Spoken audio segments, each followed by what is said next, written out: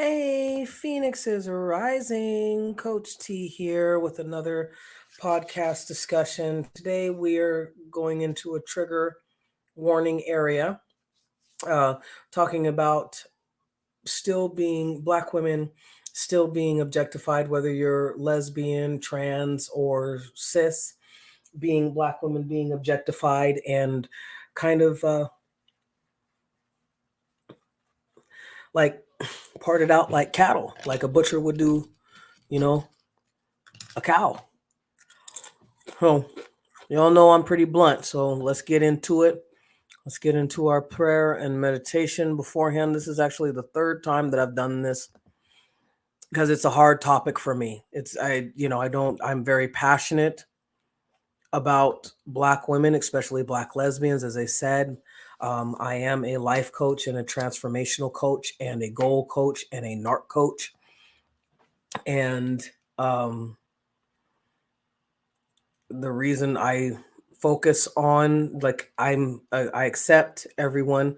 You're more than welcome, but just know that my focus is on Black lesbian and trans women who are 30 to 50 years old and who are in toxic relationships with cluster B personalities or not, or just wanting to know how to break their generational curses and get back in alignment with their authentic self and with the Most High God, because that's where I was. So let's get into prayer.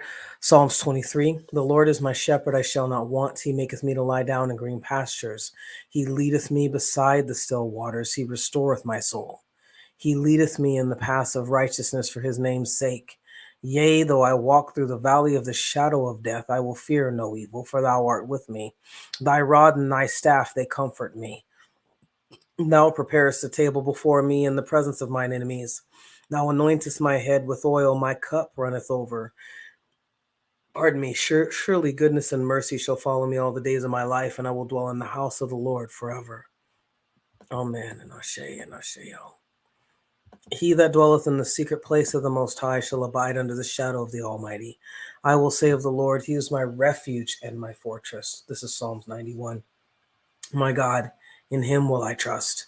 Surely he shall deliver thee from the snare of the fowler and from the noisome pestilence. He shall cover thee with his feathers, and under his wings shalt thou trust. His truth shall be thy shield and buckler. Thou shalt not be afraid for the terror by night, nor for the arrow that flieth by day, nor for the pestilence that walketh in darkness, nor for the destruction that wasteth at noonday. 1,000 shall fall at thy side, and 10,000 at thy right hand, but it shall not come nigh thee. Only with thine eyes shalt thou behold and see the reward of the wicked. Because thou hast made the Lord, which is my refuge, even the Most High, thy habitation, there shall no evil befall thee, neither shall any plague come nigh thy dwelling. For he shall give his angels charge over thee to keep thee in all thy ways. They shall bear thee up in their hands, lest thou dash thy foot against a stone. Thou shalt tread upon the lion and the adder, the young lion and the dragon shalt thou trample under feet. Because he has set his love upon me, therefore will I deliver him. I will set him on high because he hath known my name. He shall call upon me, and I will answer him. I will be with him in trouble. I will deliver him and honor him. With long life will I satisfy him and shew him my salvation. Amen. And add a blessing to the reading of the word, as we used to say when I was growing up. And again, this is the third time that I've done this podcast because it's triggering. I have already been called a racist by white people, Black folks, Mexicans. And I just speak the truth as I have experienced it. If you have a different truth, then please, put it in the discussion. But this is something that really hurt my heart when I when I when I when I experienced the situation that triggered me to create the thumbnail and do this. It's, I'm tired. We as Black women, lesbian or straight or trans, it doesn't matter. We as Black women have to start being aware that not everybody likes us. We are sometimes just an energy source for people who don't want to do the work that we do on ourselves every single day. Every single day, I get up and pray. Every single day, I am watching my temper.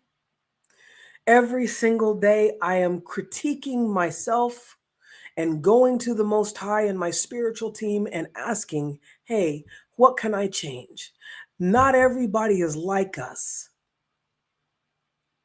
I think the worst type of trauma and abuse is psychological, right? Is spiritual, with people doing witchcraft spells on you, doing freezer spells, whatever. It's horrible because you can't go to that person and say, without looking like a, freakazoid, stop doing rituals on me or stop cursing me because you're jealous or whatever, right? So we can't go to them and say that. So, I got into this coaching because of me going through it myself. The 4 steps that I take everybody through, if you're going to be a client of mine, it seems simple. It seems like it's not really anything, but I'm not one of those coaches that needs you to glorify me. When you find yourself, then you find God.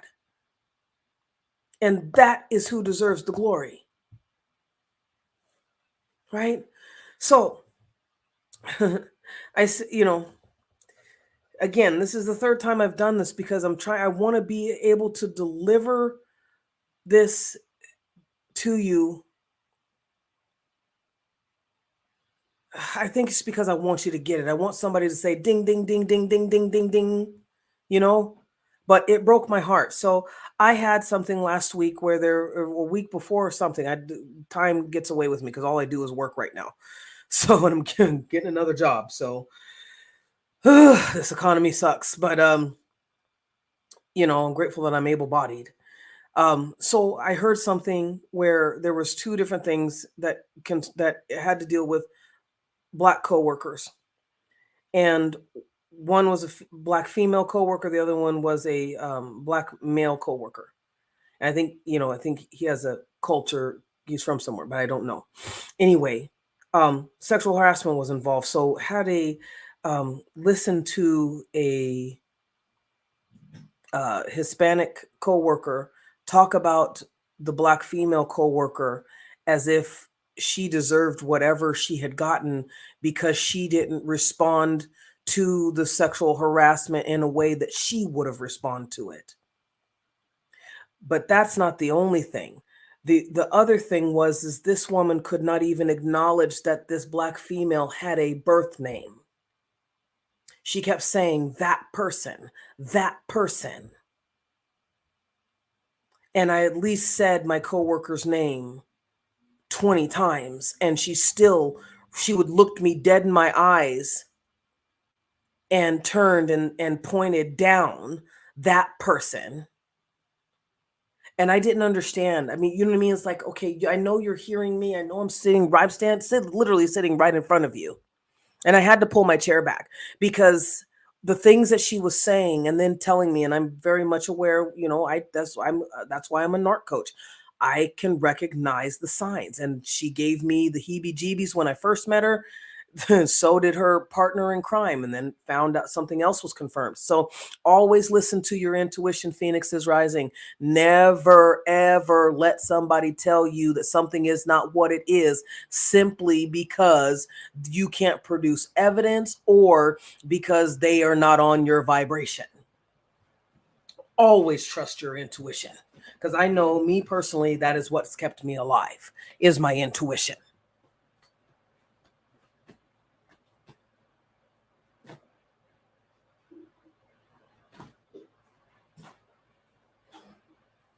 Sorry. Had to turn something off. So I basically told this coworker, I don't want to talk to you anymore. And I told her, you're racist. And there was also a Black male coworker who was co-signing the Mexican females stereotypes, which is what it amounted to. Because there are people in this world still at this in 2023 and a half that still believe that Black women should be what should be like putty, that we need to play the mammy role that has been designed for us, and every time it's improvised, we need to be aware of that improvisation and act accordingly.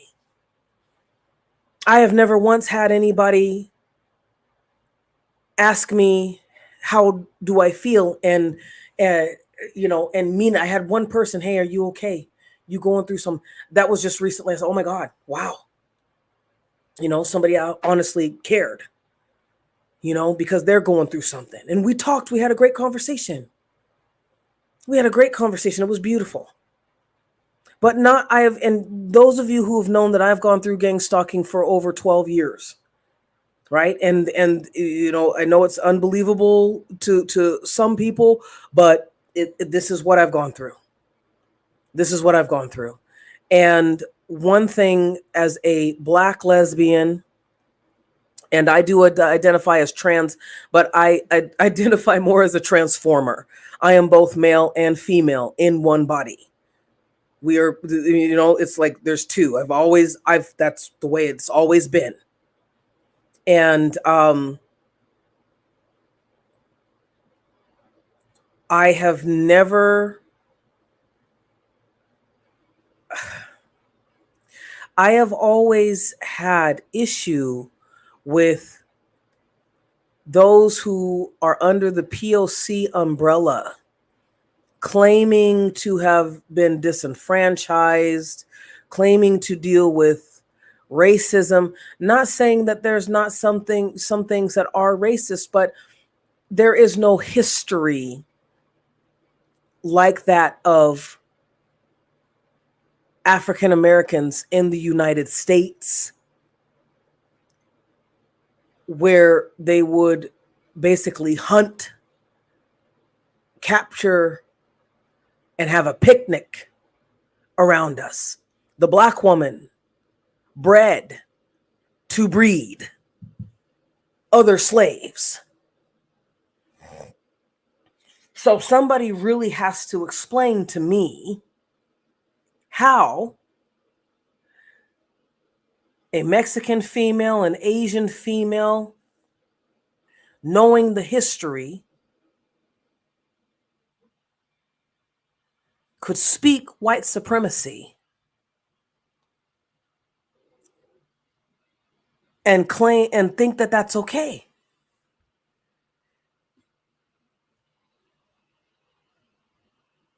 I was appalled when my coworker had said, "Oh, you're misunderstanding me." It's because she got scared because I was mad and I had to cut off.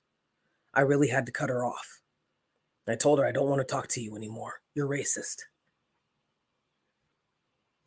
And I did feel obligated to tell the other Black women, because she was, and this is what I've noticed with, and this is new.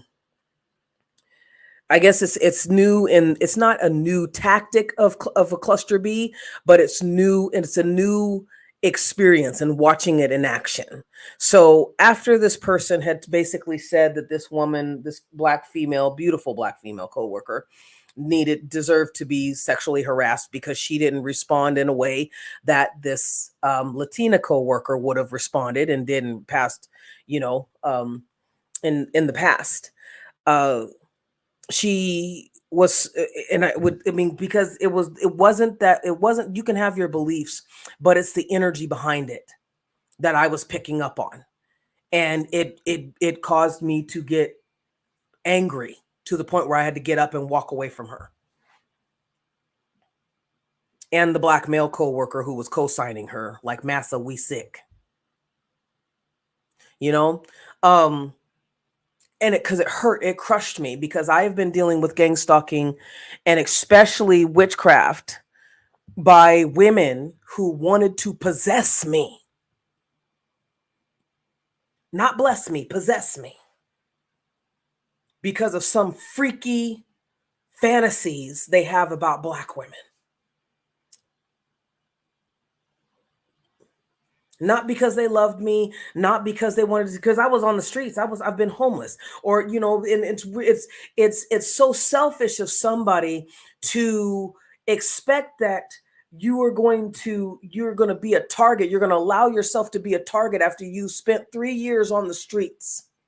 Like, you want to talk about a dark night of the soul.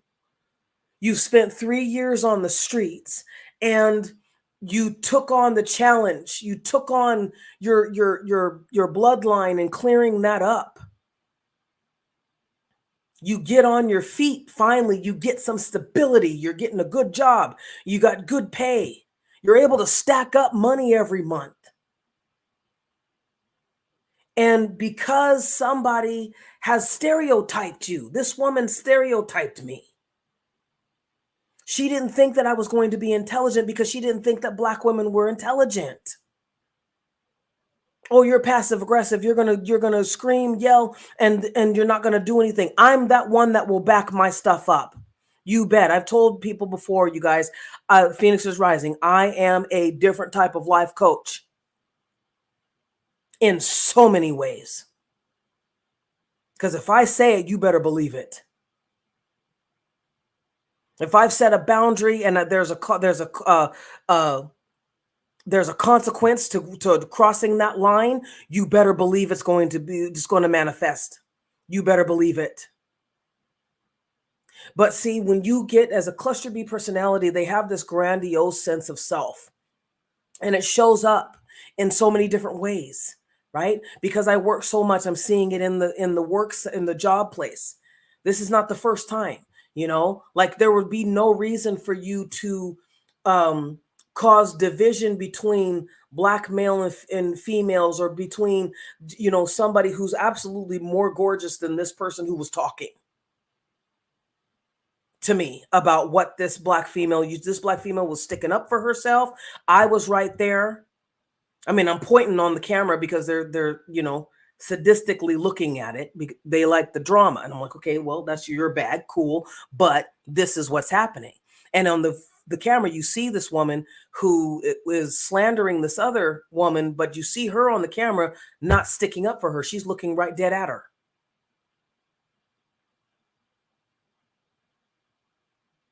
So I was the only one that said anything, but I had to keep my composure because it wasn't my battle. This woman said what she said. She was not passive. She stood firm. So that's why I was so mad. That's why I was so mad. I was like, no, ma'am. No, ma'am. And so we had to end that conversation. And it hasn't been the same, because once you reveal yourself to me, I'm done. But the danger of this is what brought me to doing this. There's a danger of Black women not being aware that you're being re-mammified. There's a danger, because this same coworker then decided to slander other Black females on the job. You smile, and when a person can smile in your face and cut you with their words, like devalue you. Like, she was going off on the fact that the fact that this lady brought her kids in, or just a kid, Well, I don't bring my kid. I doubt that the woman who said, I don't think that her kids actually live with her. I don't know, but some of the conversations that I've heard her had on the phone with her mom, when you're supposed to be monitoring, the area, and you're sitting there talking loud enough for everybody to hear. I don't think that your child lives with you, so you can't bring him to work. And number one, you got to show up, So, but it's dangerous because there is some type of hatred. This woman is considered a one person of color.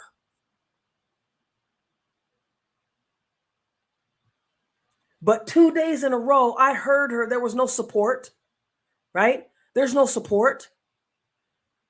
She wasn't supporting, it just as a female. She wasn't so, and the first thing that I thought, God forgive me, but the first, because after I heard her words, I was like, I'm done with you. I'm done.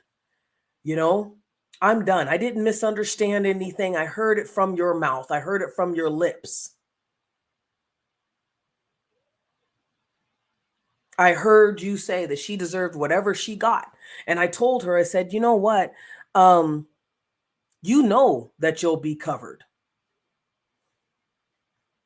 You know that if something happens, because she said, well, I got up and walked out. I said, but they came to your rescue though.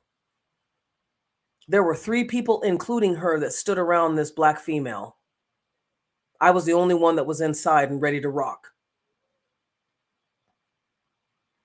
You know? So we have to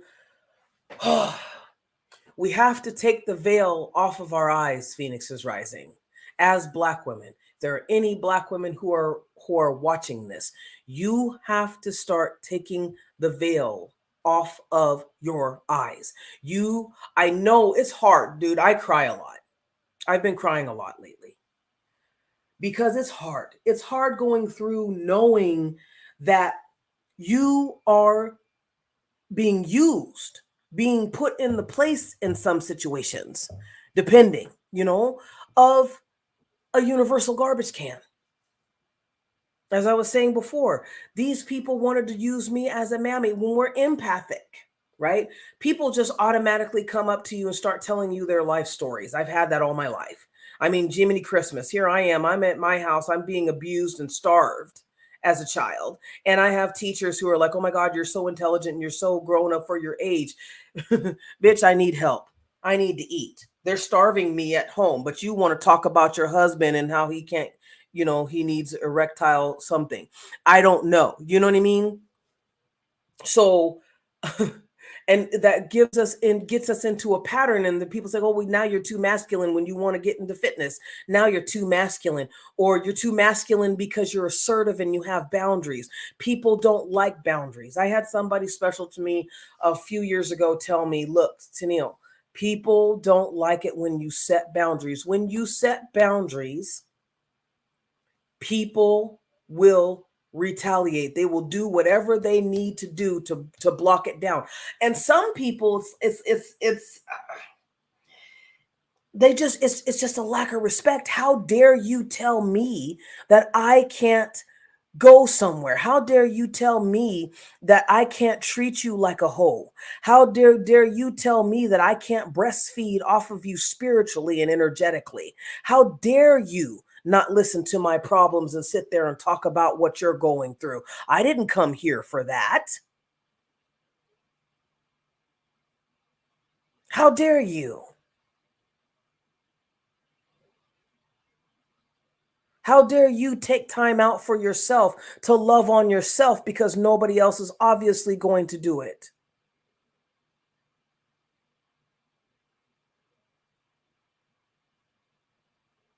Being a black woman in this country, and it seems like other countries, is hard. We are constantly invalidated. And we make light of it. I understand we can't always, not everybody can do what I've had to do. I didn't even want to do it because it is a lonely road. This wounded warrior shit is for the birds sometimes, man.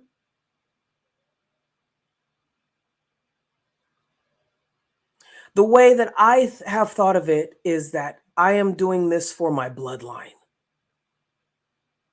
And I have mentioned to you guys before in other podcasts that cluster B personalities loop. They do the same things over and over and over and over and over and over. There's a reason why I don't just say malignant narcissist or whatever is because it's that whole cocktail. It's that whole entire cocktail. That's why. It's the cocktail of a sociopath, a borderline personality, a psychopath, an antisocial person, which means that they don't respect your boundaries. They're never going to respect your boundaries because they don't have to, according to them. But oh boy, I mean, if I were to to go across on what I said when I told her that it wasn't Mexico, she was like, "Oh, that's not something." Yeah, it is something that I'm going to say. This isn't Mexico. In Mexico, you can sexual. That's why they had to make a law against in femicide.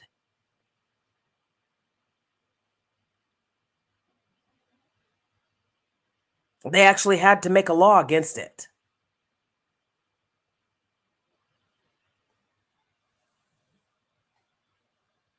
But that poor girl who was murdered by her friends, so called, you know, for having a good heart, for starting something, for having her drink, for being in her purpose.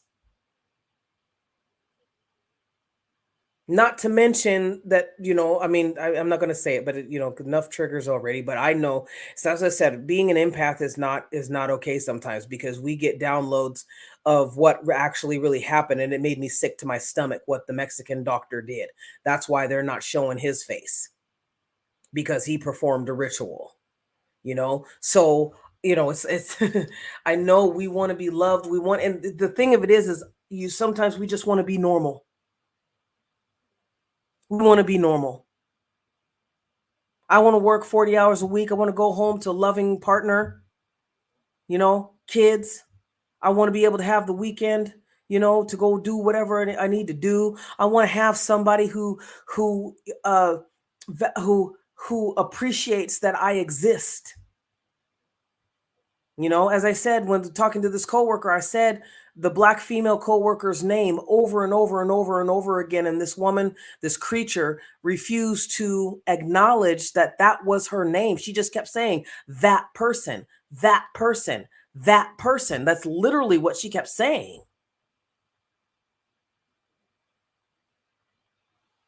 Normal people don't do that. If I tell you my name, would you look me dead in my eyes and say that person does life coaching and narc coaching? After I've just told you my name. See, there's real subtle, insidious ways that we're being devalued.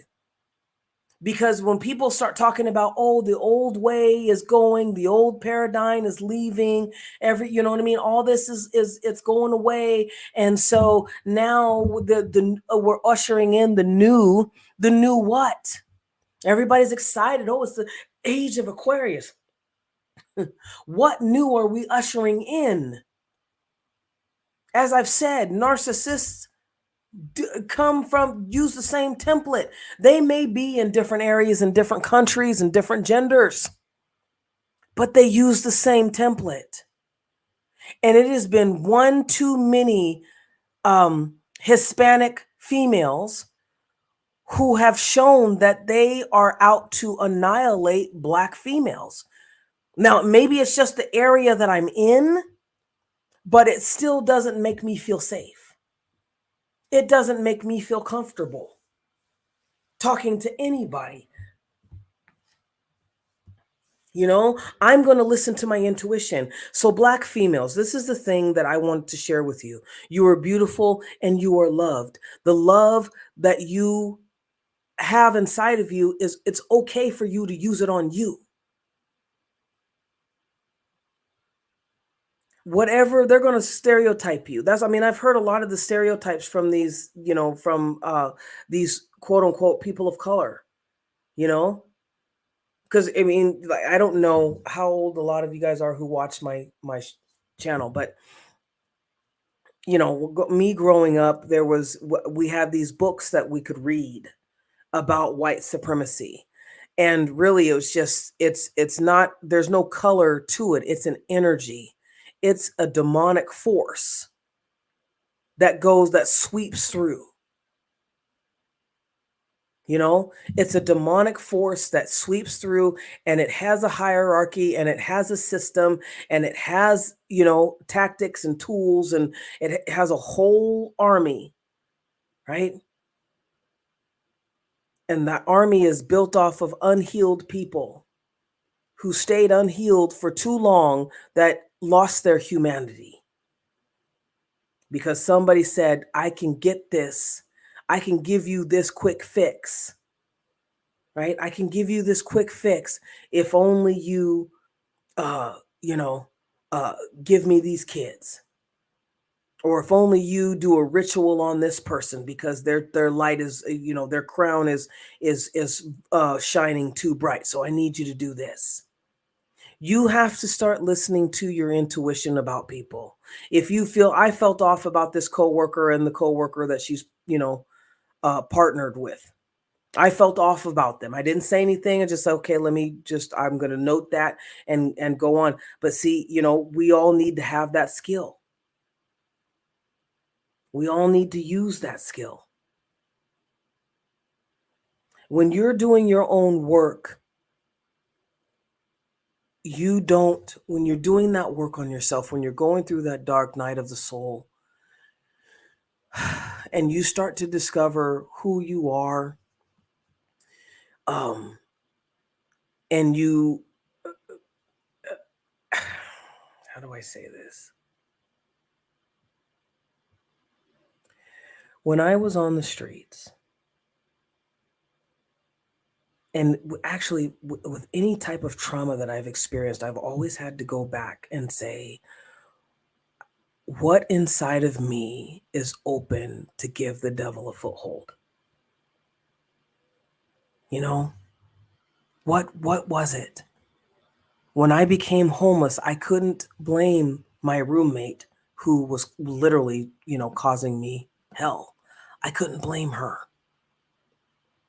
I had to ask myself, what is it that I think about myself that has caused me to be homeless? Because what ends up happening is when you focus on yourself and you change yourself, all right? When you focus on yourself and you change yourself, they have to take responsibility for what they did to you. My stalkers, my harassers, those who have tried to literally unalive me, those who have assaulted my fur babies, now the ones that I have now and the ones that I had before, they got to deal with it. It's not going away. And I know that those of us who have gone through such trauma that it's like, why am I even, on the planet?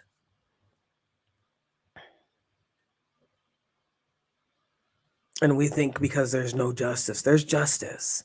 We just have to get out of the way of it. I'm going to post this on my TikTok and maybe probably here on the YouTube as well, because somebody said something that I was like, yes, and the Most High was speaking to me about it, about manifestation, because I've been asking myself, you know what I mean? Just because I'm a life coach and a narc coach and whatever, and a healer doesn't mean that I don't have questions, doesn't mean that I don't get frustrated. I really do. I am very emotional. So I gotta take it down a notch. That's why I'm always asking, okay, did I do right? You know? Um, But when we start working on ourselves, they have to take care of it, of what they've done in due time. But when we keep our eyes on them, it pushes away. It has the opposite effect. It pushes away. I don't keep my, I said what I said to my coworker and I left her alone. It's uncomfortable being around her because now I'm tuning into other stuff, not on purpose. It's just there now, right? But I'd also know that she's uncomfortable with me being around. So I thought, okay, maybe I'll try and walk around or do whatever, right? So we're not really in each other's vicinity, right? But when we start focusing on ourselves, when we have the courage to look at our reality, to see what it is that we're supposed to see, right? To see what's there without trying to gloss or doll it up, right? We got to see what's there.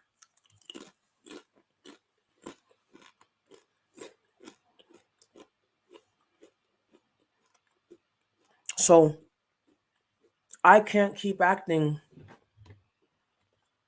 We can't keep acting like this is not a problem for us in our community, right? Because there are people, even in our own community, we have black men who are um, forging alliances and armies to destroy the black woman. Like literally, if and what was it on TikTok that I saw? Guy says, well, if the black woman refuses to um, submit to us, then we are going to have to annihilate her.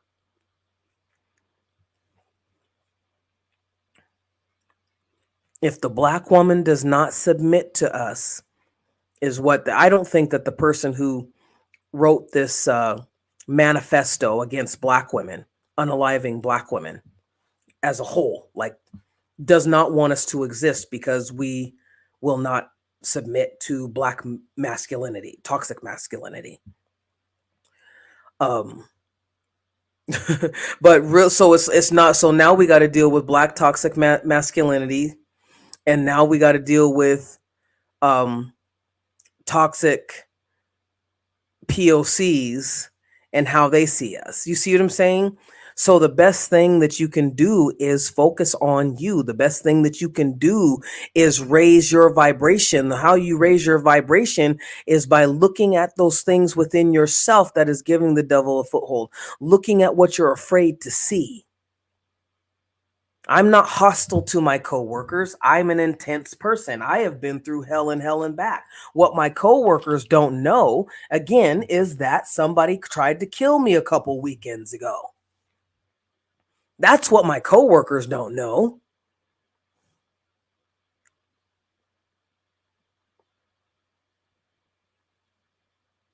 If I wouldn't have done the work, I'd be dead. And it's not an exaggeration. You know, the only thing that I can give you guys is the truth. There's times where I get sad. There's times where I get depressed. You know, because it wears on you. And I understand that. But we black women have to really, I need you to step up your game. I need you to try to stop playing nice. I need you to say what you need to say at the time that you need to say it. You know, you get from the Most High God what it is that you're supposed to say. You know,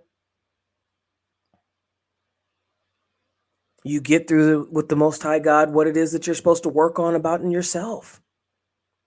Because see, and here's the other thing. Thank you, Mama. Here's the other thing. That's who I call God is Mama. So, but here's the other thing that she just revealed to me. A lot of times, because we've been, black women have been tossed and turned, and we've been stereotyped, you know, even by our own black males or Hispanic females. And, you know, this is why I went over to a Mexican girl, or this is why I got you know, that killed the last dude, you know, or this is why I got an Asian, you know, woman, and this is why I do this, and this is why I do that, because you're not conforming, you're not assimilating, you're too strong, you're making me look bad. But that's their stuff. So we're basing our problems off of what other people reject us for.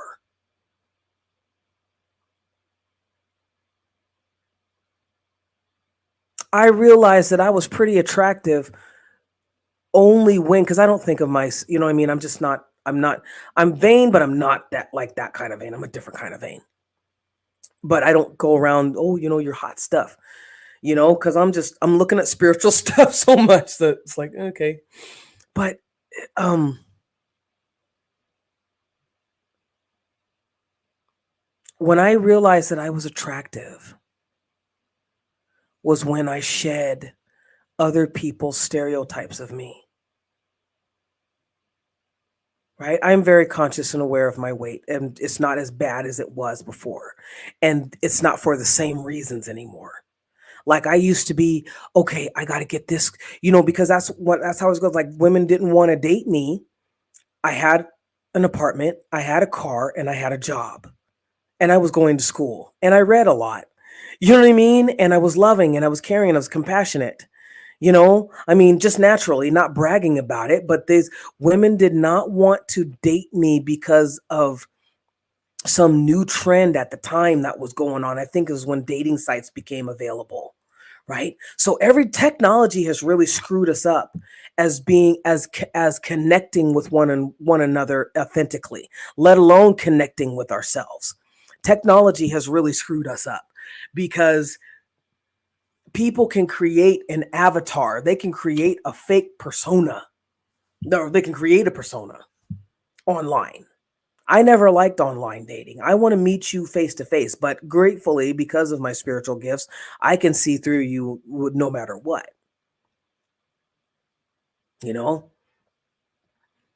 But so when I started, I felt that I was attractive. I knew that I was attractive when I stopped basing my stopped going from what other people rejected me for, right? They said, well, you're too this or you're too picky. I'm not too picky. I don't think it's not too much at all to ask for somebody not to be a cluster B personality in order for me to date them. It's not too much to say, I need this person to have a job. I need this person to be safe around my kids. I need this person to be at least like anime. You know what I mean? It's you can when people say that, oh, you're too picky. No, it's because they know that they can't get in. And when you tell me stuff like that, it's a red flag for me anyway. And I'm grateful that I didn't take you on, because when you're telling somebody that what their boundaries are wrong, you're basically outing yourself. This was really big when I was growing up. When I was growing up, guys did not understand that I was a lesbian. They always wanted me to be bisexual. You know, like I evolved, but not because of them. Because anytime somebody tells me something, it's like I hold on, I block it even, I block them even more. I block that thing even more to my detriment sometimes, right? So, you know, again, when you get away from what other people are telling you that the reason why they're rejecting you. So what I've heard from black females is that, oh well, you know, I am kind of, I am kind of aggressive, da, da, da, da. Because, and see, this is another form of manipulation and mind control. When somebody keeps telling you that you are something and you know you're not, eventually, because you hear it so much that it gets into your consciousness, that you start to manifest it. And I've said particles are, when I'm talking to you guys right now, I am producing enough particles to manifest in a wave, and that wave to materialize as my voice.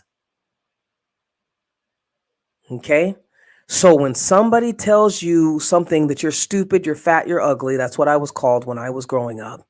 You're stupid, you're fat, you're dumb, you're ugly, you will never amount to anything.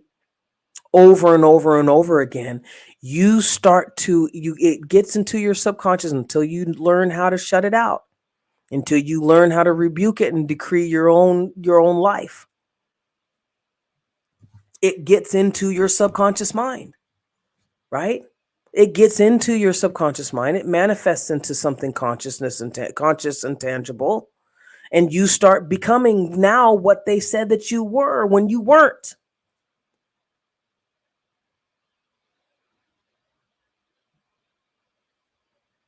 I was telling somebody the other day, learn to gray rock. Learn to shut people out. If you don't and from when she was talking, she was like, well, but I'm doing such I was okay. So make sure you got a bug out bag and kick rocks when you need to. Just sometimes, and hopefully that doesn't happen for her. I'm not, pray that she is protected and enhanced in the spiritual realm. But because the more you stay around toxic people like that, because the whole thing is that they got to break you down. Whether they're cluster B personalities or not, they're toxic. It's a lower vibration. I gotta chip away at you. I gotta knock you down off of your high horse, as my father, narcissistic father, used to say. God, but he would say God's gonna knock you off your high horse. But you have to be knocked down off of your high horse according to a cluster B personality. The Hispanic women that came into my life, and one white woman that came into my life, some I let in briefly, some were just in passing, literally, and they attached because they were thirsty. And me rejecting them and not playing that mammy role that they saw me at. These women saw me as being a stupid, black, you know what. That's what they thought I was. They thought that they could easily manipulate me. They could say a few key phrases and some buzzwords. They could pretend that they were against, racism and all this other kind of stuff, things that they thought that I was going to be, into. But I was like on a totally another level. Like I'm into myself and the Most High God and being in my purpose. I'm not even where you're at. And because I embarrassed them and revealed them for the racists that they actually were, they set out to destroy me. And those of you who have dealt with narcissistic personalities, character disturbance people, no, they do not stop until they get you. Hopefully it comes out soon this year that, what I've been talking to you guys about on this podcast has been real. It's the weirdest thing when you move way out of a city only to see the person who's been obsessed with you and stalking you over there in this new place.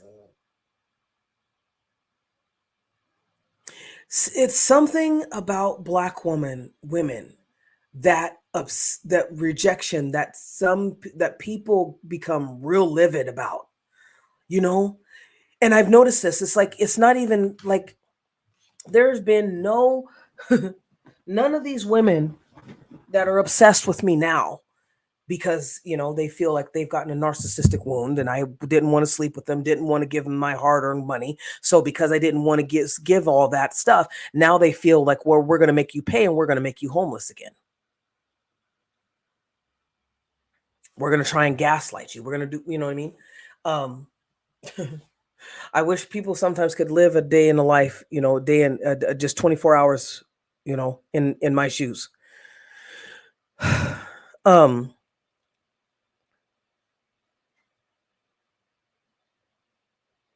So people, when you reject them, and again, so it's something about Black women that and being rejected by Black women. I would have people. That's what I was going to say. I've had people who have not wanted to hear when you get into or when you start talking, even a friendship, relationship, whatever, you start talking to somebody. People ask questions. You ask questions. That's normal. That's healthy because you want to know who the hell you're dealing with.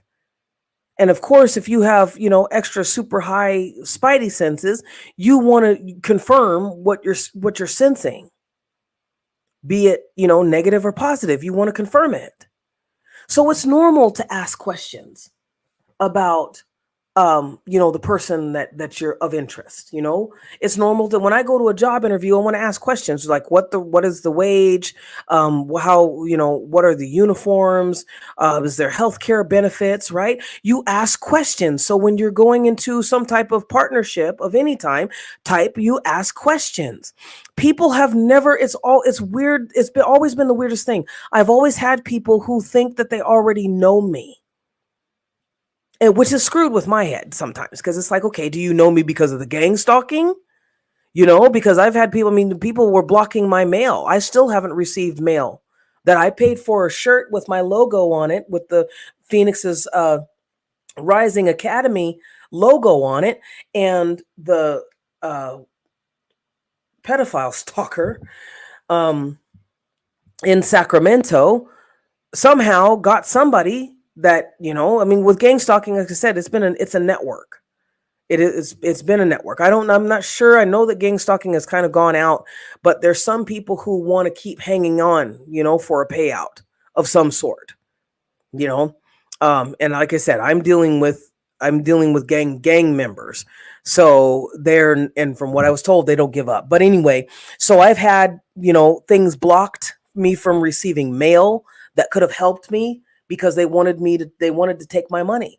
So because I wouldn't give this woman my money, because she thought of me as being a stud that would provide for her, that she could get to manipulate me, but she didn't ever wanted to talk to me.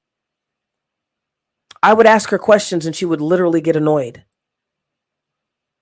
because there was no money involved, right? There's no sense. She was, you know, uh, uh, Jezebel. Pros. Stop it. Sorry. So, you know what I mean? She thought, I'm gonna get sex from you. I'm gonna siphon all your healing ability.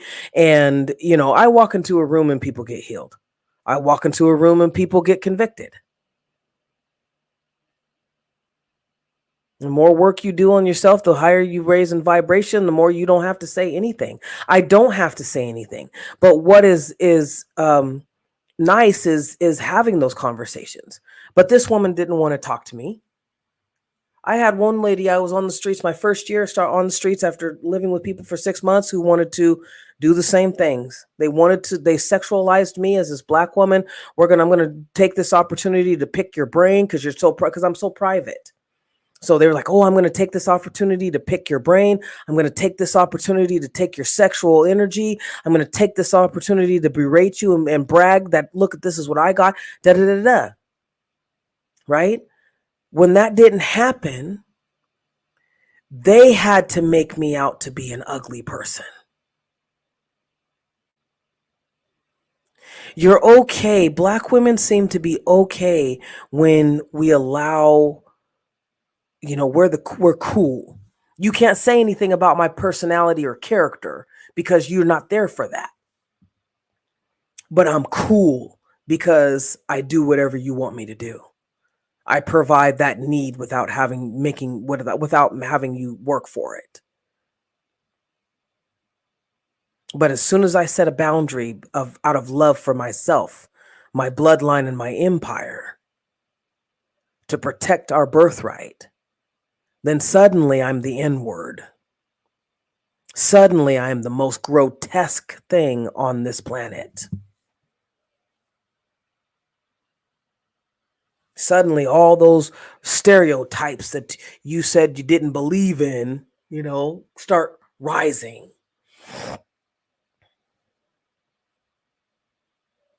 And I've been seeing that. I've been experiencing that.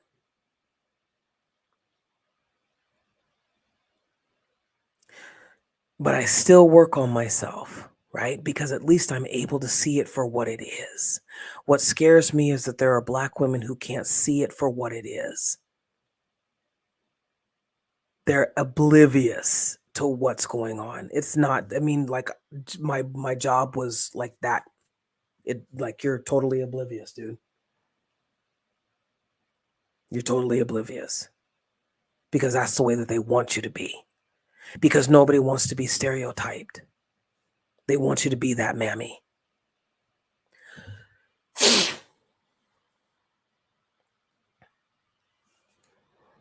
Olga Texador, when I lived with her for 2 months, I've told you guys this story in other podcasts. Go listen to it. When I didn't want to she was, living there. She was trying to groom me. My focus was literally, see, and it's not that I'm naive or gullible or anything. I focus. I was facing homelessness. I was homeless. That's why I was surfing back and forth to other people's places. And each one, I had a white woman even who wanted to sleep, offered to sleep with me. And then when I laughed because it was uncomfortable for me, that's what she would think, that I was, that my feeling lonely and not having anybody to talk to because my whole entire life was just destroyed.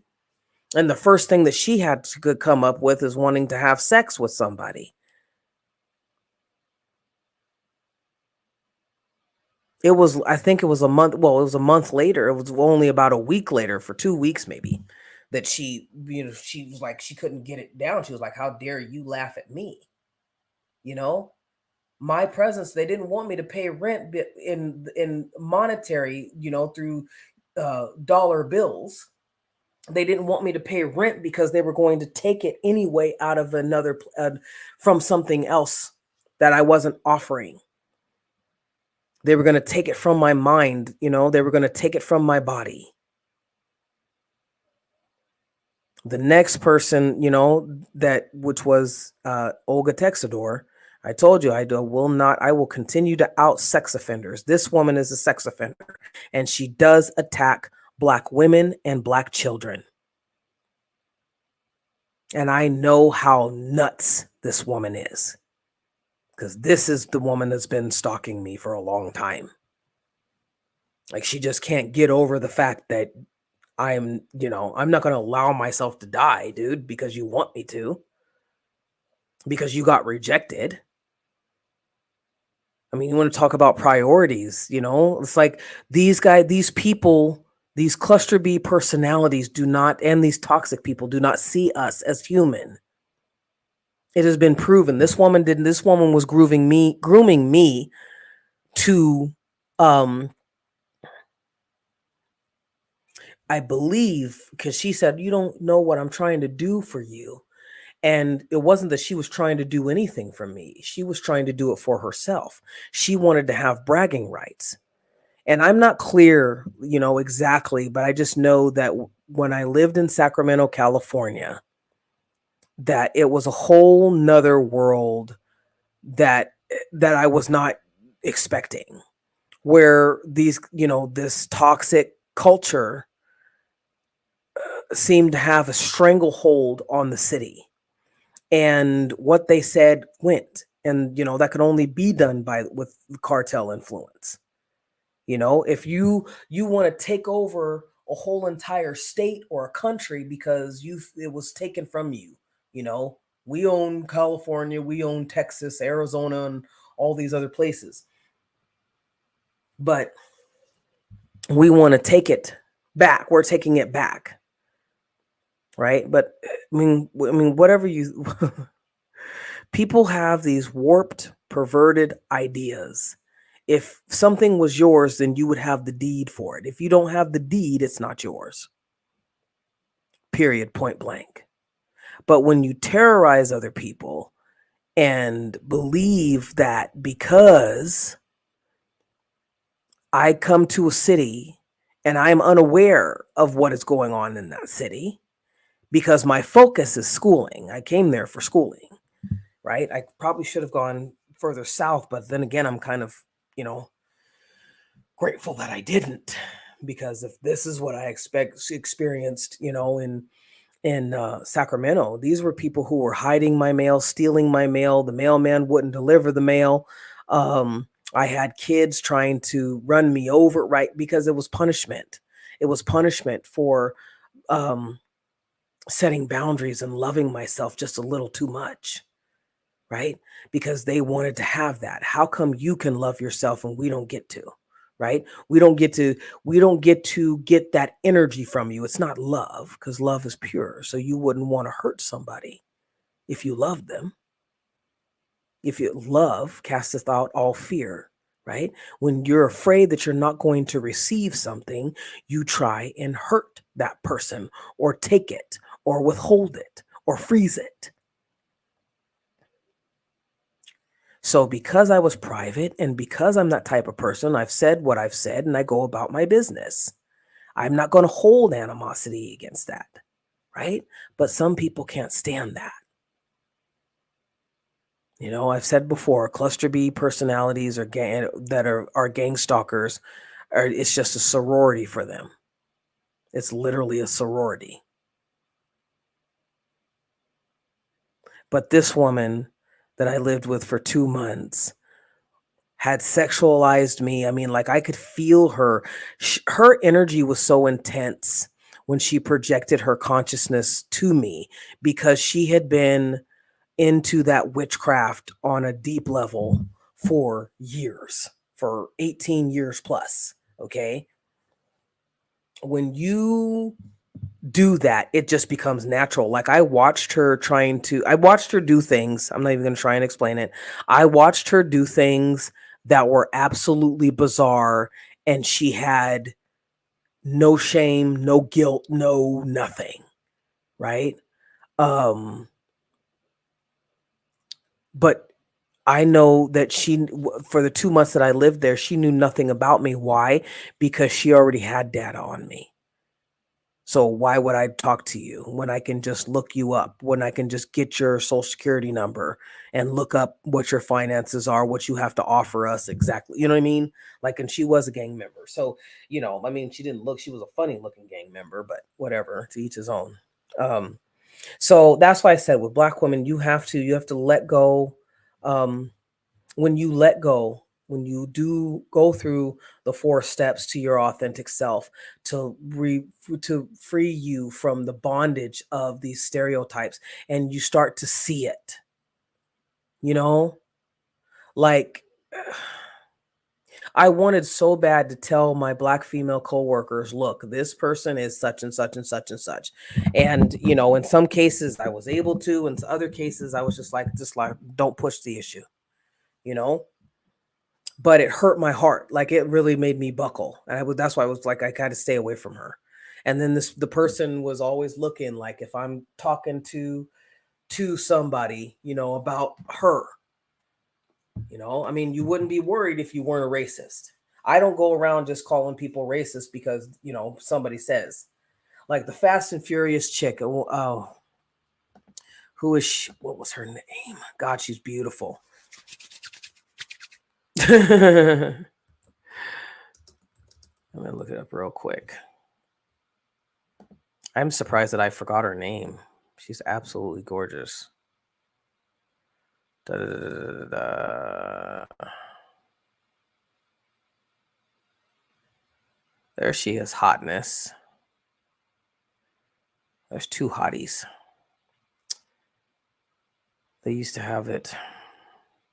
I'm gonna wrap it up. Sorry, because I know it's taken me 3 times. This is the 3rd time to do this.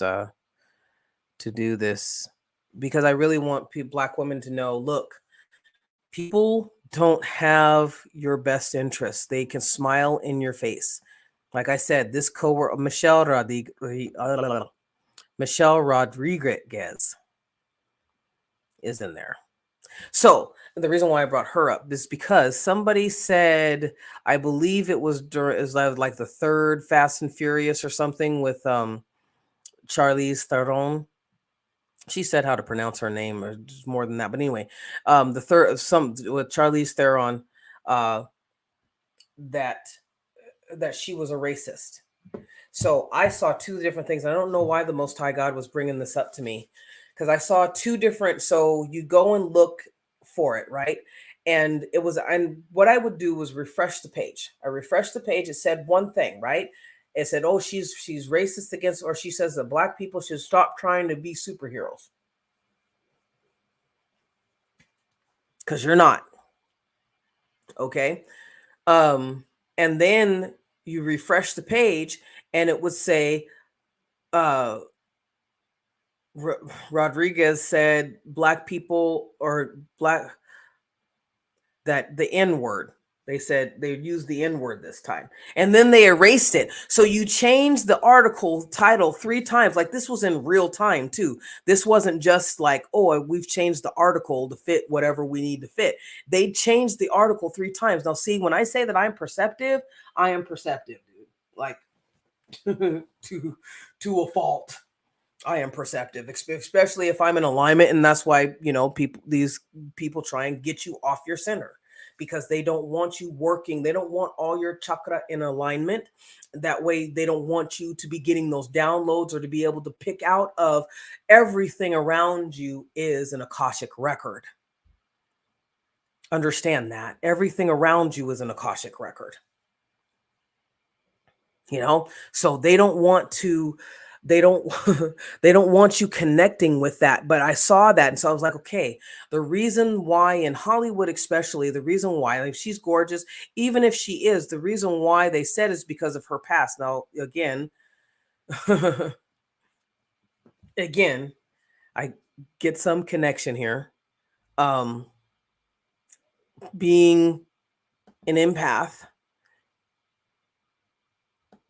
she thought something about Black people. She met somebody who was a terrorist and did something to her, that I'm talking about now.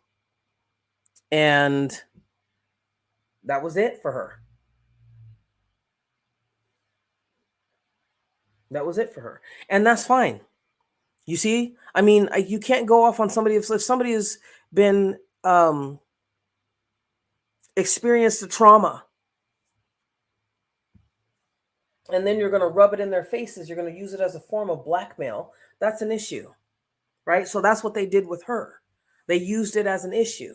But if when because they try and when you keep secrets, my life has been an open book because I don't do much anyway. But when people try and make me feel embarrassed for being by myself, trying to make me feel embarrassed for not being married, trying to make me feel embarrassed for living in a hotel, for trying to make me feel embarrassed for things. When you take your power back, and it doesn't leave them with much of anything but just to throw stones for no reason.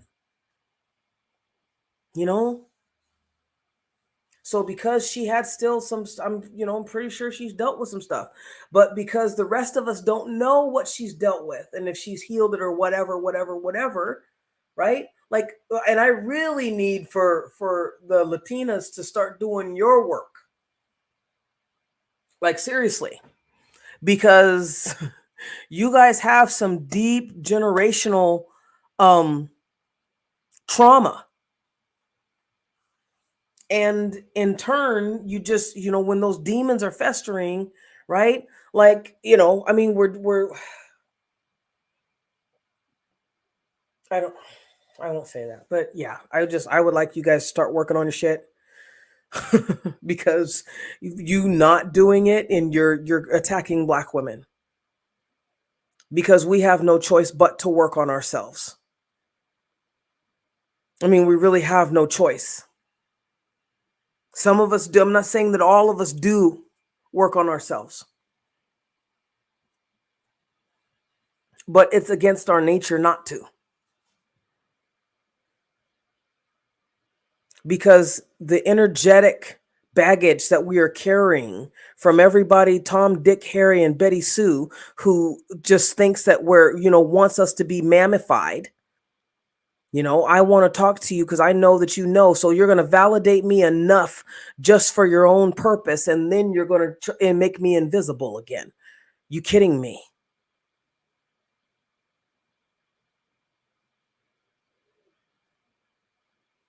The reason why I want you guys to start doing your work is because when you do your work, you free yourself from the bondage of other people's stereotypes, but then you get the courage to be able to speak up proudly, like I have spoke up.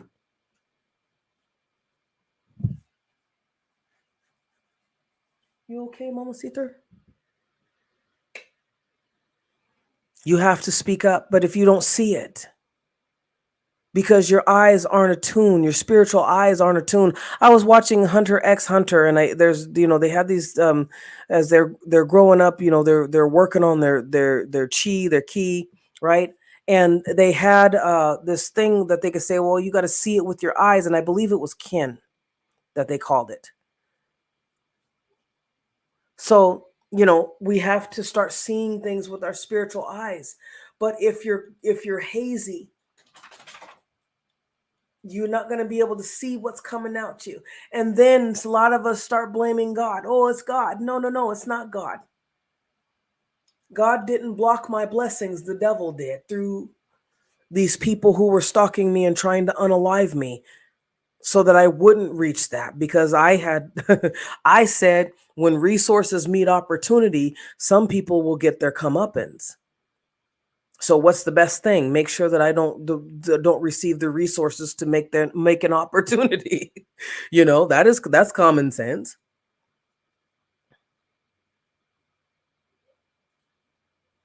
But you want healthy relationships.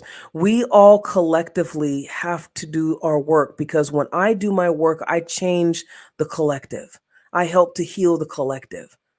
I talk, whether do these podcast discussions, whether I want to or not, once a week, because why? That's what I'm told to do.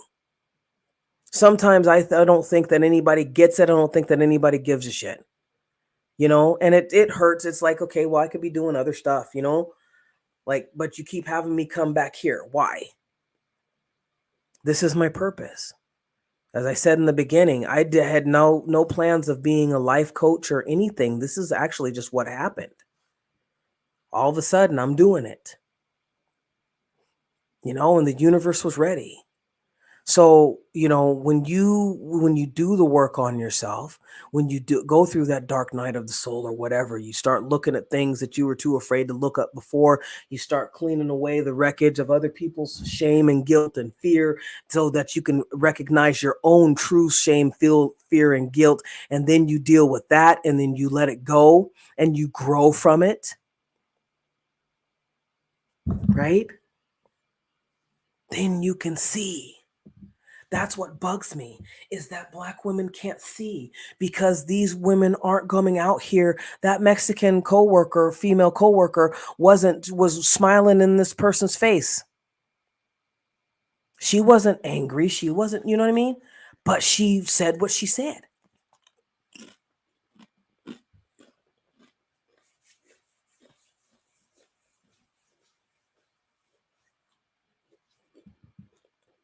And she continued to ha and kiki, and the more she did, she would do it more.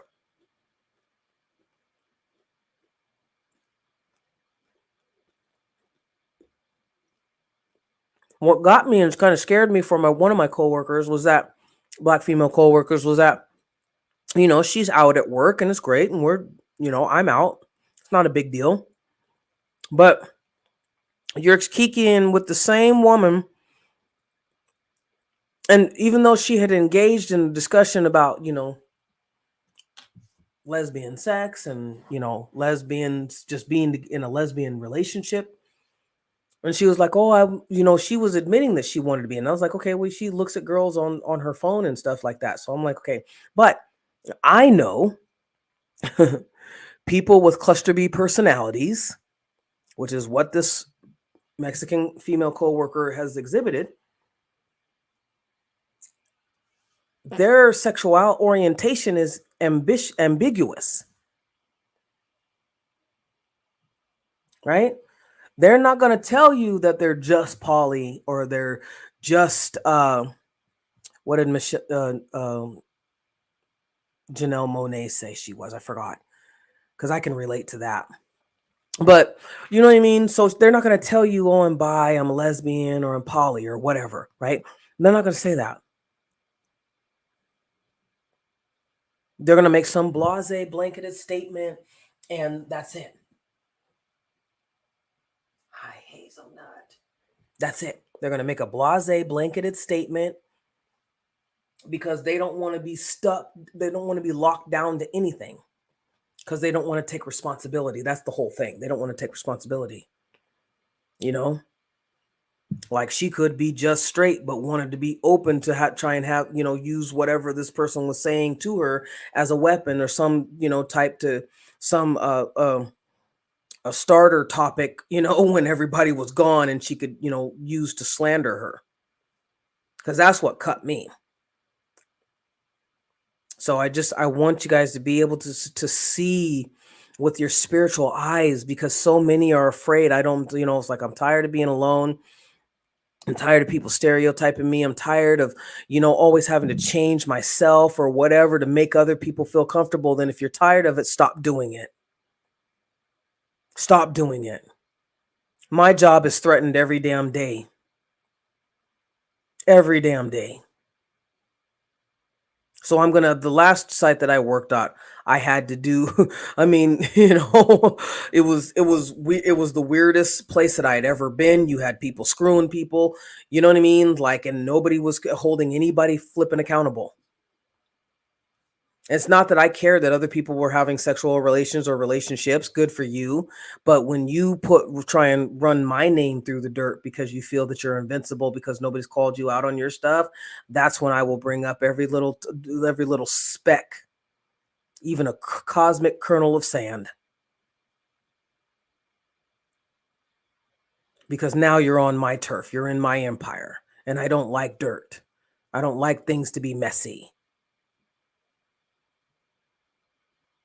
Right? So you have to value yourself. Stop, with Black women, I just want you to value yourself. Value yourself, because a lot of these people, and we're in a day and age where people don't care about Black women. They don't care about Black women. You have Black men who are who are unaliving Black women daily and their kids daily because you won't play the game anymore. You left the relationship. You're getting a divorce, but they have visitation rights, right? Was a TikTok video of a guy who unalived their child on Zoom or whatever. This is real stuff, you guys, because she wouldn't get back with him. That's somebody who's like, I've said this before. If you go back to the older podcast discussions that I've posted, these guys are anywhere between 3 and 7 years old in their minds. These are literal adult babies. And they know how to work the system because the demons that they house are a part of the system. That's part of their payment.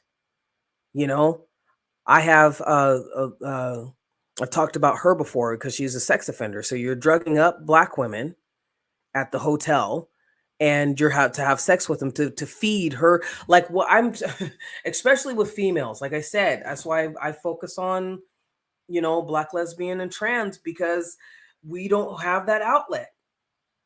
Because still trying to figure out, like, what would possess somebody to try to drug somebody just to get their fetish out. You have a fetish for Black women.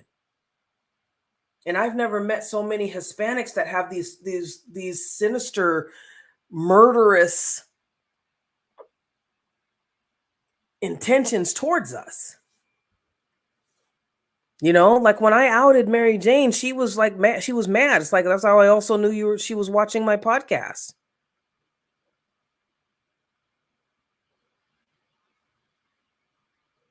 Because then she stopped doing what she was doing. And she cleared the hotel really quick. So obviously what I thought was happening was really happening. You just gave me confirmation.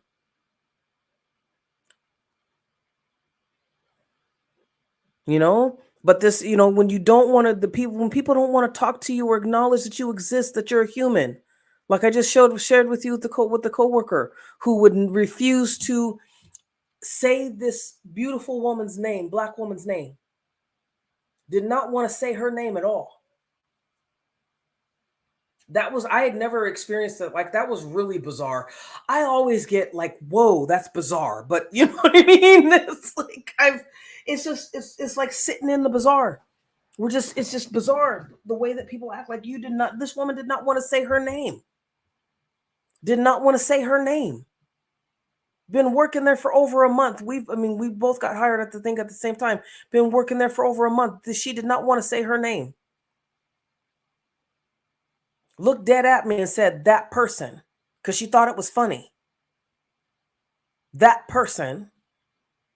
Like, I told her name and she said, well, I don't know. That person. Wow. And this is what I'm saying. Stop denying when people devalue you. because you don't want to see it, because you want to see the best of it, because you don't want to acknowledge that people are out to hurt you. That some people don't like you for who you are. They like you for what you can give them.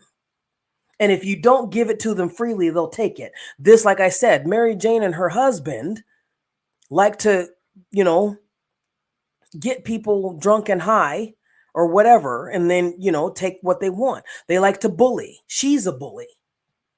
Well, this is my hotel. This isn't your hotel. There's an actual manager, dude. You're an employee. But that goes back to, what cluster B personalities are.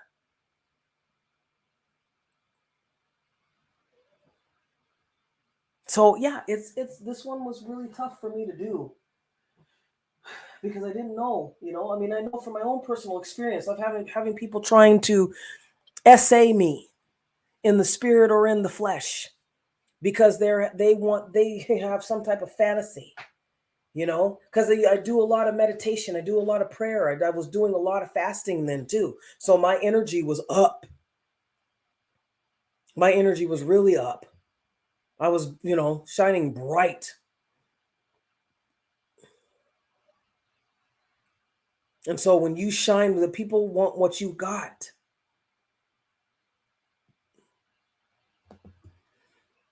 People want what you got, Phoenixes. My black queens, they want what you got.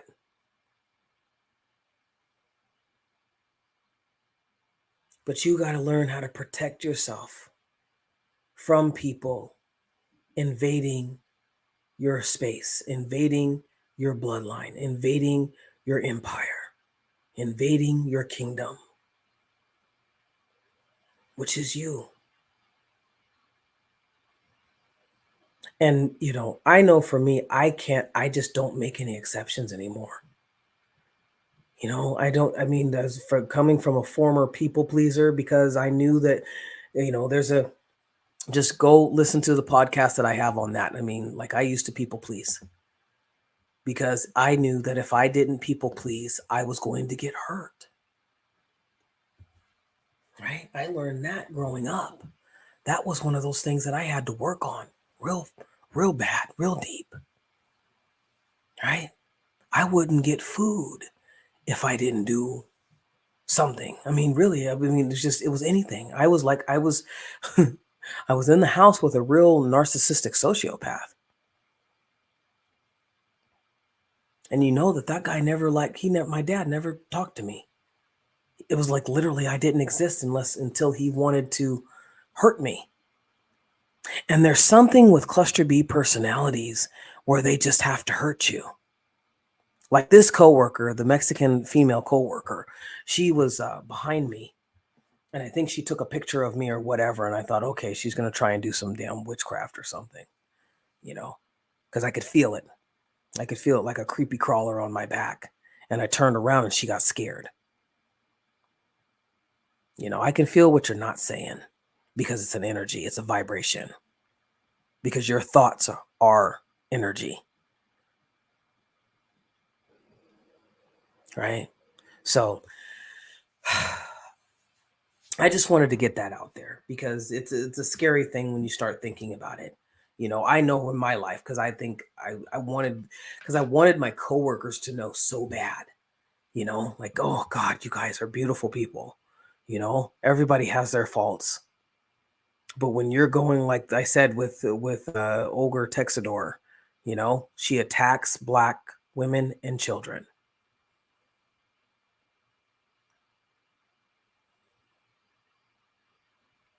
And she's not, I mean, then after her, it's like, I don't understand.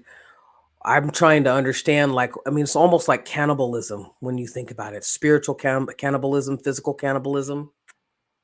The only time these people of color, so-called, want to come to our aid is when, and I have video of being in Sacramento during the Black Lives Matter and having Mexicans with their flag, the flag of their country. They may have been born here, but so you know what I mean? Like, this isn't um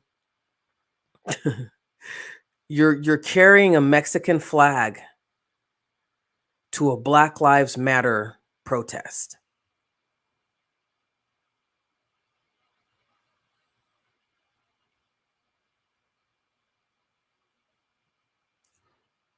And there's been other, like, because why would you do that?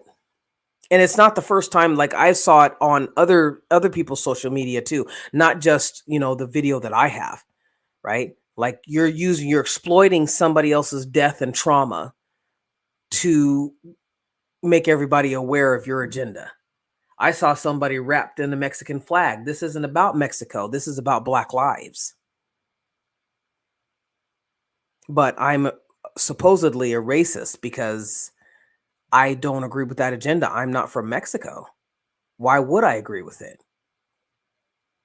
There was somebody that the other day, and I was looking online, you know, doing some research on getting housing. And when I first got here, I was going to go to this center that was supposed to help you locate, good housing or whatever, affordable housing. And something just told me they're not going to help you. So why did today, the Most High God has a way of, boomeranging back and confirming what you've already known, right? And so I look at these reviews for this place because I was like, oh, here it is again, right? But this time I'm downloading an application and stuff. But I realized that it's the same place. I said, oh, okay, that's in my area, but they're not going to help me. I already know that they're not going to help me, right? Now I hadn't read any reviews. I just went to the website. I said, nope, they're not going to help you. They're not going to help you. And I knew that they weren't going to help me because I was Black. Now this is a Mexican run um, facility that's supposed to help you with housing and light bills and counseling and all this other kind of stuff. So, and this was not my words. These were Black people and white people. Now, I work where, in social services, let's just say, and I have seen the favoritism. I've seen it, and I've called them out on it every single time. And these are what? These are supposed to be people of color. Oh, Black and brown, we got to be united. We're not united. We're not, because if one of us is taking funds and doing the song and dance but giving the funds to your own people, because that's what they were being accused of online. I mean, verbatim. These were not reviews like normal reviews. Oh, these people are just, where it's misspelling and everything else, right? And just ranting and raving, right? These were not those damn reviews. These were reviews that were thought, that they were recalling. And they said it. These guys aren't going to help us because we're Black. These guys aren't going to help us because you're not the right color. Right? And for a white person to put that out there boldly. The other two were Black, but this was a white person. And I think that there was 2 white people and 2 Black people. And then you had the fake reviews. Oh, this is great. Just one words. And of course, they were all by Mexicans. I mean, come on, you guys, like, try not to make it so damn obvious. So that's what I'm saying. There are people of color here who don't want to see us rise.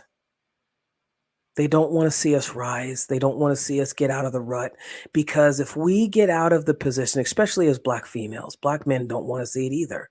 Toxic Black males don't want to see this, because Black women have come up within the last, 5-10 years. They've come up. But so has the increase in violence towards us, sexual and physical. When you have people, like I said, every female, every Hispanic female that has come in, it's not that I'm going after them. I don't chase people. I won't. I don't need to. When it's right, it'll happen. Doesn't mean that I don't flirt, but I don't make it a habit to flirt with people who have had a history of trying to kill me. So, that excludes one whole race, but I know I'm cordial, I'm not going to just go after everybody. I'm not like that. It's not required, but And I know in my life there has been a pattern. So anyway, um, yeah, I think that's it. I just want you guys to just Black women, lesbians, and trans women, because these guys, whatever they don't do to your face, me rejecting um the woman who, at the hotel that's trying to pass herself off as, being the prison warden or something, it's like, no, so then after that she tried to make me homeless, and bad things happen when she's around because she wants to show people. It's weird how, and that's why you got to check your energy. The whole point of doing these 4 steps to get to your authentic self with me is to get to know who you are, how your body reacts. What is your spirit team saying? Can you hear them? Can you hear your own thoughts? You got to become aware. Too many of us are numb. We're smoking, marijuana and doing drugs and all this other kind of crap. There was one time at work, there were 3 overdoses in one damn day. That was enough for me, dude. Like, I'm over it. You know, my reality is I learned to look at what I feared. I learned to look at what I was embarrassed about. I got a big butt that's kind of bubbly. Kind of got some dents in it. I've learned to look at it in the mirror and say, thank you. Thank you for being my friend, All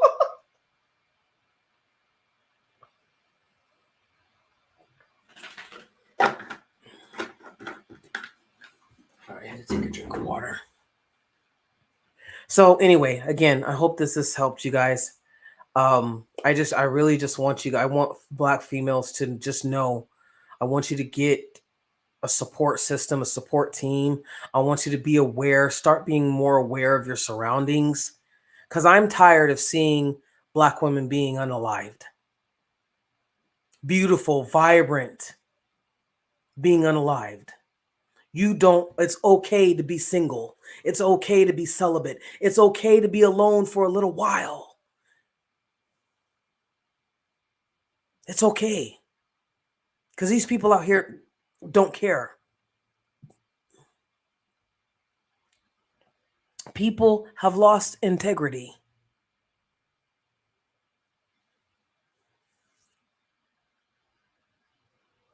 People don't have empathy.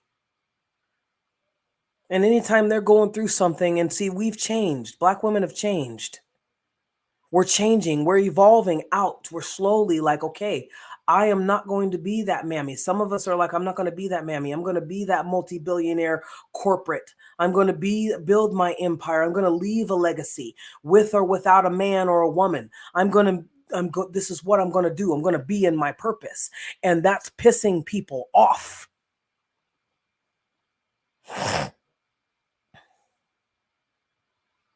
Because we're not supposed to be like that.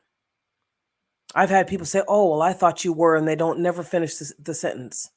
You thought I was what? What did you think? What did you assume? Like the gold digging succubus, she assumed that I didn't have any special gifts, that I wasn't spiritually protected, and that she could literally use me up and throw me away like I never existed. The only reason why she's obsessed is because her ritual backfired on her ass. Olga Texador thought that because I was in her home, that she could use me and abuse me and fantasize and violate my psychic space, my physical space, and my finances. When that did not happen and she got rejected and I blocked her from every part of social media, wasn't a lot. But when I blocked her, then she came after me spiritually. Then that's when the gang stalking started. I'm on the streets and she's trying to convince me that I'm attracted to her. Her priorities are messed up. None of these women gave a shit about me. They didn't want to know my name, age, or whether all that stuff they could find out from either. And I don't do my profile. I lock my profile down. So you had to find out through my bank accounts. You had to find out from stealing my mail. And I'm just saying this because this is the lengths that people will go to keep you and your energy bound to them. This is the reason why people will, if you deny them access during the day, they'll work on you during the night. I wake up sometimes crying because of some of the shit that I have thrown at me in the dreams. I'm not seeing it. Like there was only one time recently that I had a good night, deep night sleep. And if I'm waking up throughout the night, that's mean I'm being attacked.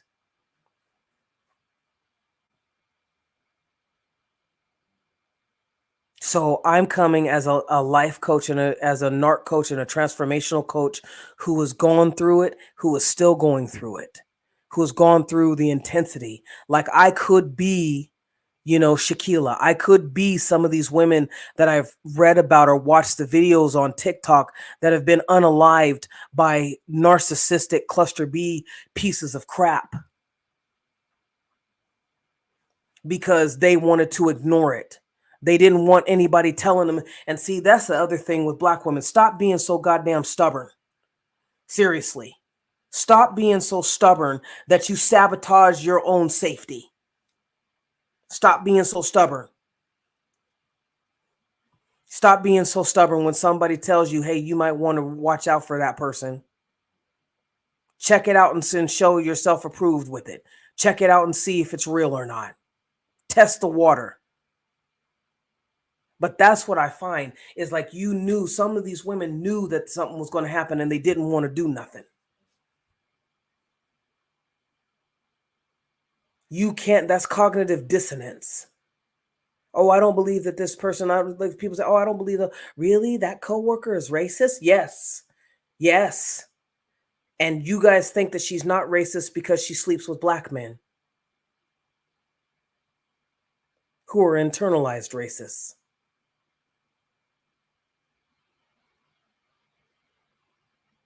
We're coming into the world of illusions and nothing is what it seems. But everybody's plan has a persona.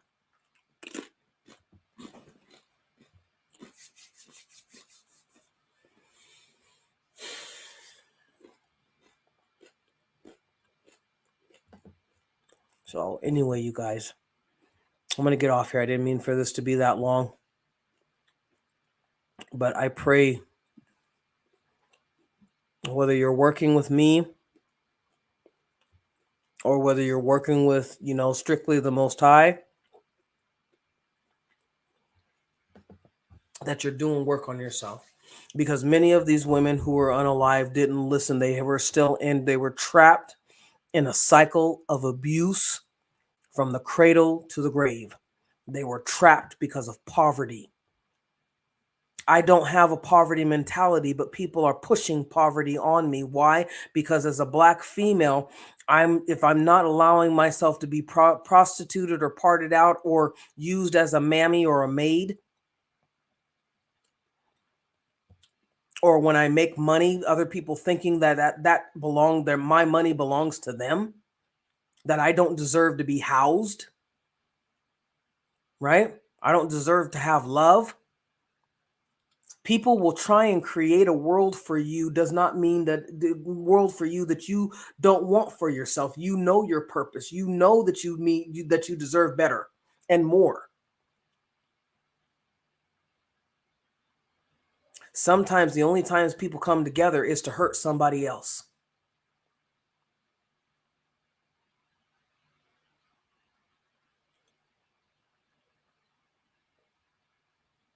So you have to get out of this pattern.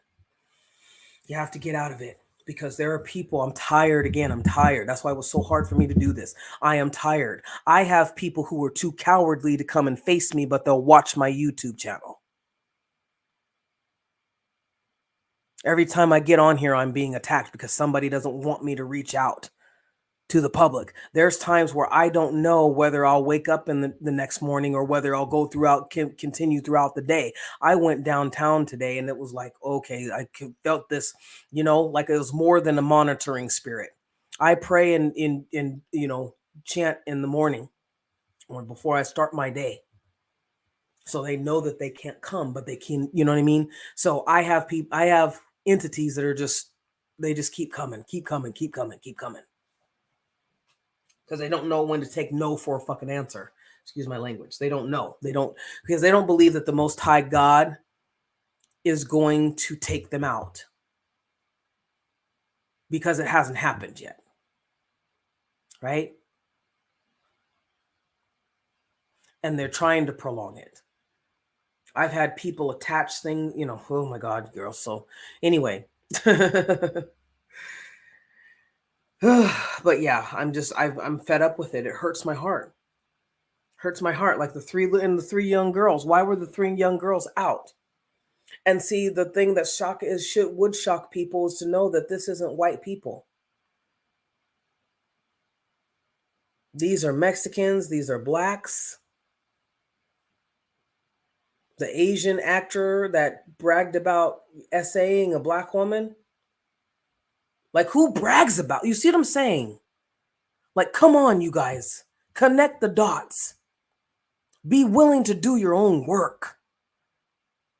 Decide that you're going to change those patterns. Because I guarantee you, I would rather be awake like I am now and aware of my surroundings and aware of these entities and being able to, have my gifts and see how I'm navigating. Like sometimes it's like, oh gosh, I wish I had a little bit more now, before. Now I have even more, So it's like, this is real, and you can't. Cognitive dissonance is what keeps people in toxic relationships and patterns. It would suck, because see what what a lot of these people want is you to keep chasing after them. I don't chase women. Even if I'm attracted to you, I'm not chasing you. Why the hell would I chase you? If you want to go away from me, then go. I don't do that come here, go away shit. Go away.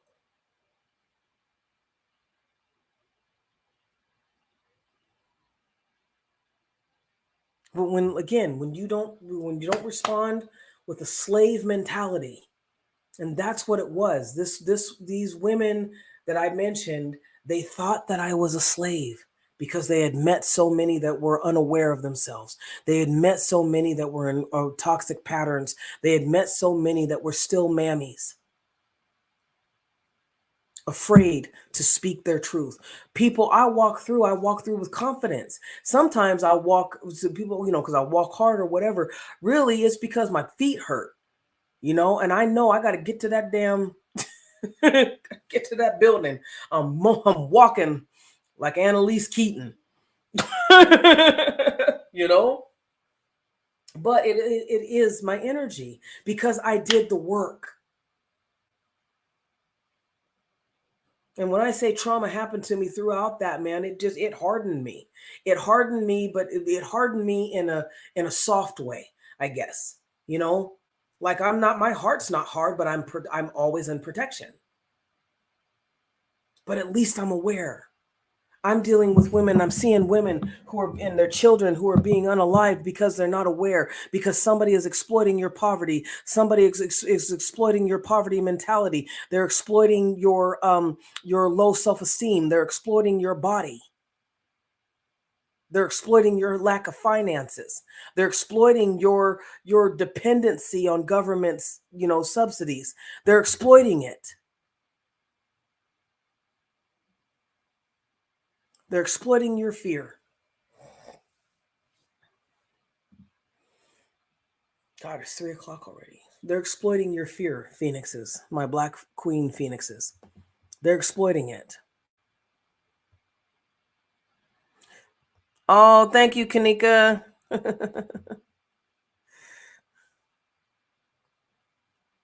Thank you. So yeah, they're exploiting your fear,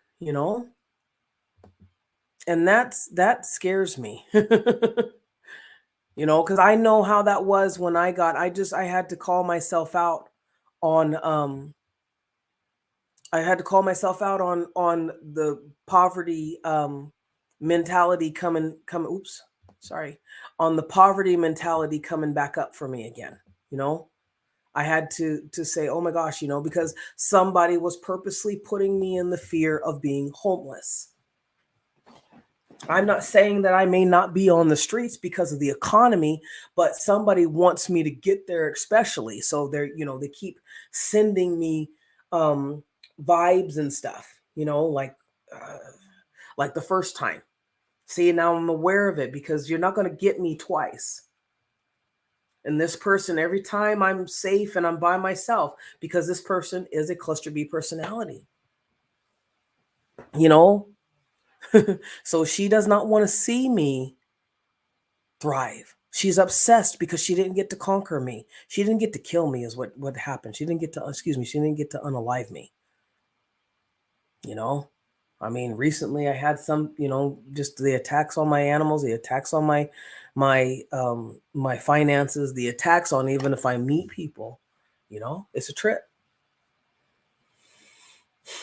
It's a trip. So you guys have to be aware of who is going after you. So anyway, yeah, the Most High was like, okay, I'm in this poverty mentality because I'm having a physical reaction, right? I'm exhibiting psychosomatic symptoms like when I was homeless. I just was so numb I couldn't feel it. But now I'm like, okay, I'm not numb anymore, and now I'm feeling it. I was feeling that fear. I was feeling the tightness in my stomach. I was feeling the tightness in my throat. I was feeling like giving up, like, oh my gosh. And I was like, okay, I don't, with me, I always think positive. It's like, okay, God's going to come through. What can I do in the meantime? Okay, let's go fill out this application. Let's go look at this type of housing. Let's go do something. I'm going to be positive because I don't function well. I know, and that's what I learned on the streets. I don't function very well when I'm in a state of fight or flight or freeze. I have to control my emotions, right? So I had to say, okay, why am I in this poverty mentality?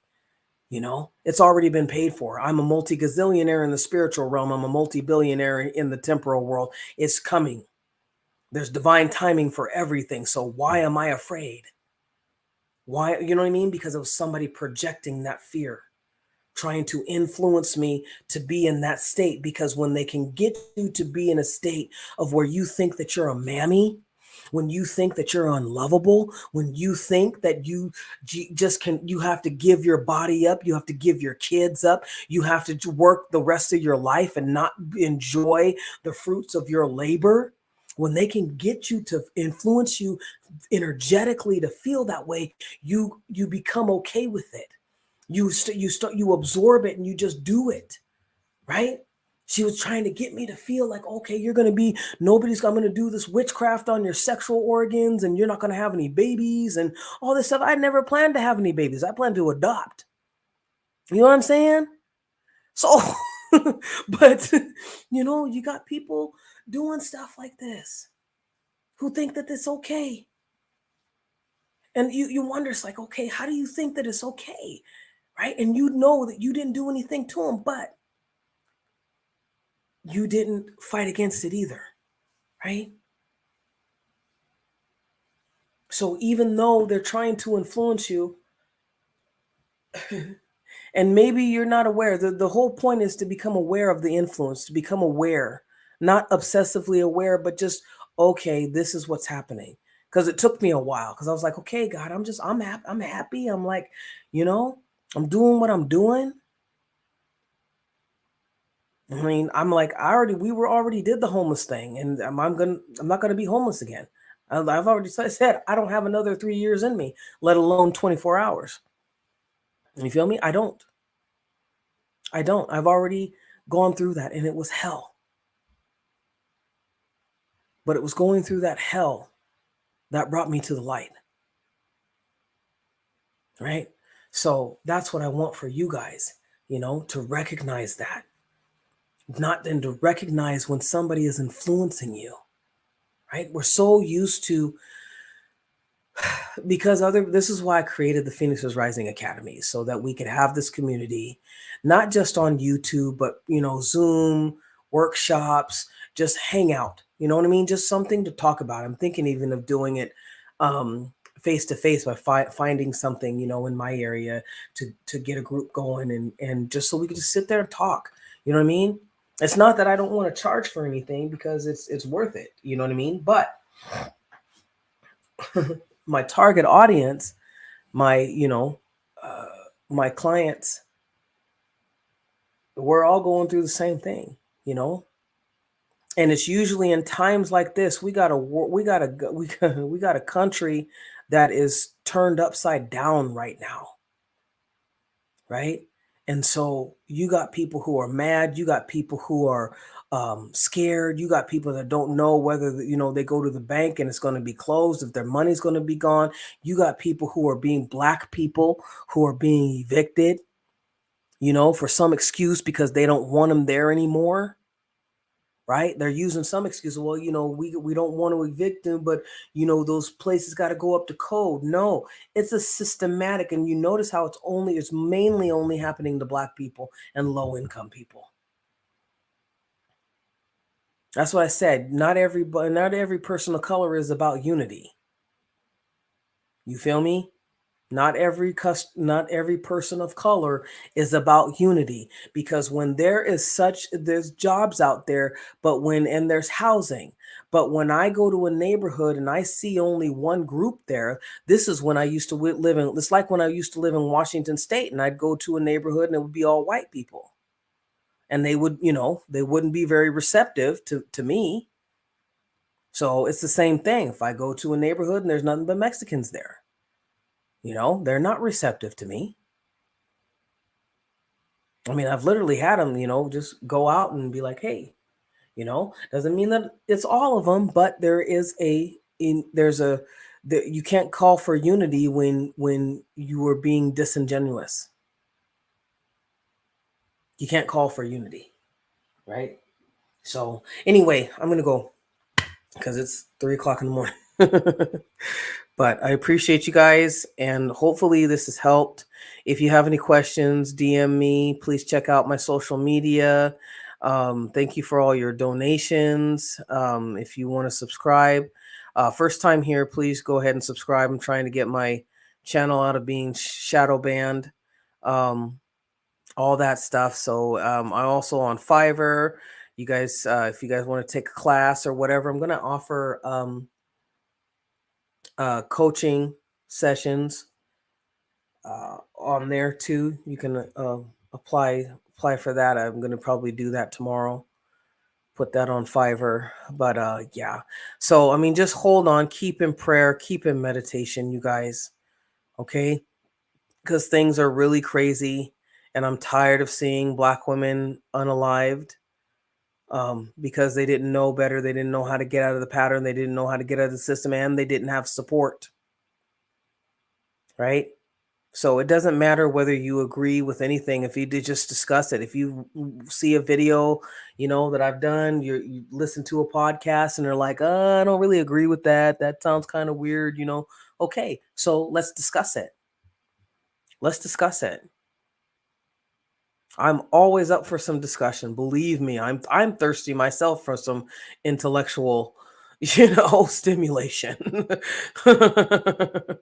So, but anyway. All right, Phoenixes, thank you so much. I love you guys, and take care of yourselves. Remember, your blessings are in your ashes. Rise.